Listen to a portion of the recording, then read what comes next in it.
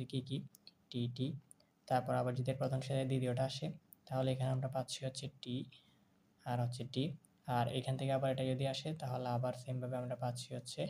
Hello everyone, welcome back to another video. Hope you're all well. Our today's topic is about the first law of Mendel, the Gregor Johann Mendel.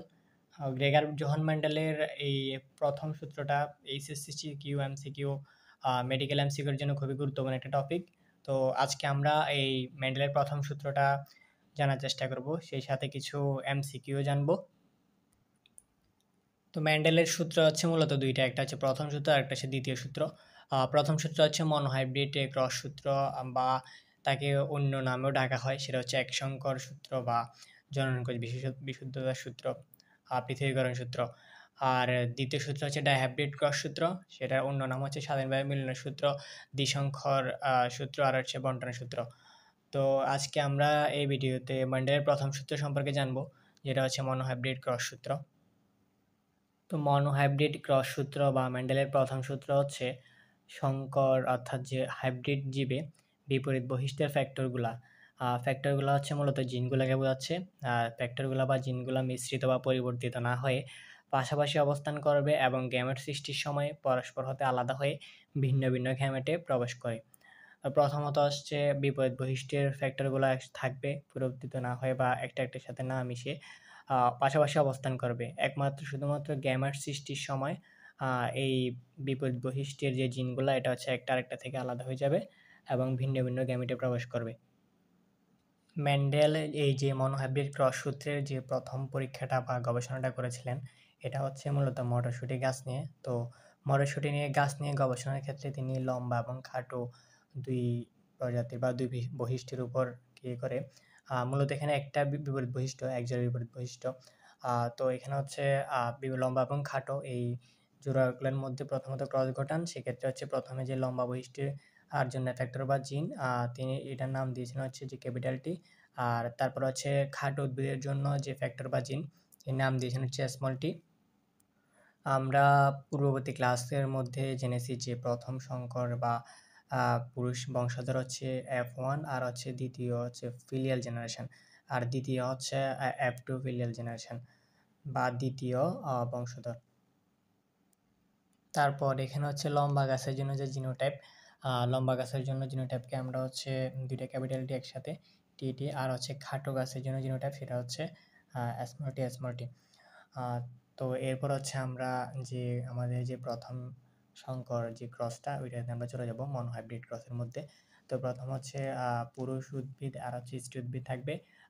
এই দুইটা হচ্ছে বিশুদ্ধ উদ্ভিদ বা সংকর উদ্ভিদ থাকবে, যেহেতু আমাদের প্রথম সূত্রের মধ্যে বলা হয়েছে যে সংকর জীবের মধ্যে বা হাইব্রিড জীবের মধ্যে পুরুষ উদ্ভিদ আর হচ্ছে স্ত্রী উদ্ভিদ, বিশুদ্ধ লম্বা আর হচ্ছে বিশুদ্ধ খাটো, বিপরীত বৈশিষ্ট্য আমরা নিলাম। তারপর হচ্ছে আমরা জিনোটাইপ নিব। তো জিনোটাইপগুলো হচ্ছে একটা হচ্ছে ক্যাপিটাল টি আর আরেকটা হচ্ছে স্মল টি।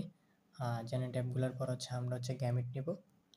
তো গ্যামেট হচ্ছে যে ক্যাপিটাল টি থেকে হচ্ছে একটা গ্যামেট হচ্ছে টি, তারপর হচ্ছে স্মল টি থেকে হচ্ছে একটা গ্যামেট হচ্ছে, তো দুইটা টি হচ্ছে আমরা পাইলাম। গ্যামেট দুইটার মধ্যে হচ্ছে আমরা F1 জেনারেশনের মধ্যে হচ্ছে ক্রস ঘটাবো, তাহলে এখানে হচ্ছে আমরা সবগুলো উদ্ভিদ পাবো।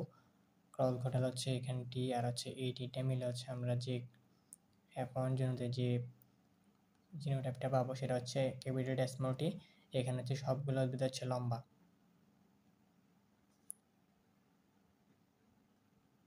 সকল উদ্ভিদ হচ্ছে আমরা লম্বা পাবো। তো আমরা আমাদের পূর্ববর্তী শ্রেণীতে করা একটা সেটের বেসিক এখানে কাজে লাগাবো। তো সেটের বেসিকের মধ্যে আমরা ক্রস করানোর ক্ষেত্রে শিখেছিলাম যে দুটো সেটের ক্রসের মধ্যে, তো এরকম একটা বেসিকের মধ্যে আমি বলি এ সেট আর হচ্ছে বি, আর এখানে হচ্ছে সি ডি। এরকম যদি আমরা চারটা গ্যামেট হিসেবে তো চিন্তা করি, তো চারটা গ্যামেটের মধ্যে আমরা যদি ক্রস ঘটাই, সেখানে হচ্ছে চারটা গ্যামেট যেহেতু চারটা গ্যামেট আলাদা আলাদা থাকবে। তো আলাদা থাকলে হচ্ছে আমরা প্রথম এটার সাথে হচ্ছে এটার প্রথমটা নিয়ে আসবো, সেমভাবে হচ্ছে এটার প্রথমটার সাথে এটা দ্বিতীয়টা, তাহলে আসবে হচ্ছে এডি। আর সেমভাবে হচ্ছে এখানে প্রথমটার সাথে আবার এটার প্রথমটা আসবে দ্বিতীয়টার। লাস্ট এখানে আমরা পাচ্ছি হচ্ছে বিসি, বির সাথে আবার ডি আসবে দ্বিতীয়টার সাথে দ্বিতীয়টা। এখানে আমরা পাচ্ছি হচ্ছে বিডি। তো এই বেসিকটা হচ্ছে আমরা মনোহাইব্রিড ক্রসের যে F2 সংকরণের মধ্যে প্রয়োজন, এটা আমরা এখানে কাজে লাগাবো। তো F1 সংকরায়নের থেকে আমরা যে যৌনতে F1 যৌনতে যে এটা পাইছি সকলের দুই হচ্ছে লম্বা, আর এটার জন্য চিহ্নটা পাইছিলাম হচ্ছে একটা হচ্ছে টি, আর এখানে হচ্ছে পেয়েছিলাম হচ্ছে টি। তো সেম ভাবে হচ্ছে দুইটা গ্যামেট পাবো এখান থেকে। তো এগুলো হচ্ছে আলাদা হয়ে যাবে গ্যামেটের জন্য। তো গ্যামেটের জন্য যদি আলাদা হয়, এখান থেকে আমরা পাচ্ছি হচ্ছে টি, আর এখান থেকে পাচ্ছি আবার টি। সেভাবে এখান থেকে পাবো কি এখান থেকে পাবো টি, আর এখান থেকে পাবো আবার টি। তো এই চারটার মধ্যে যদি আমরা আগের যে সেটের বেসিতে যে বর্ণহার ক্রসের মধ্যে আমি এখন এই বেসিকটা কাজে লাগাই, তাহলে এটার প্রথমটার সাথে আসবে এটার প্রথমটা, তাহলে আসছে যে কি টি। তারপর আবার যদি এর প্রথমের সাথে দ্বিতীয়টা আসে, তাহলে এখানে আমরা পাচ্ছি হচ্ছে টি আর হচ্ছে টি। আর এখান থেকে আবার এটা যদি আসে, তাহলে আবার সেমভাবে আমরা পাচ্ছি হচ্ছে টি। আর আবার এই দ্বিতীয়টার সাথে যদি দ্বিতীয়টা আসে সেটের বেসিকের মতো, এটা আসবে হচ্ছে স্মল টি।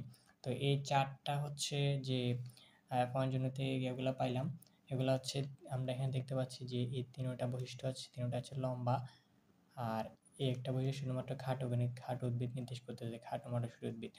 তো এই অনুপাতটা যদি আমরা পাই, লম্বা পাইছি হচ্ছে ৩টা আর খাটো পাইছি হচ্ছে একটা।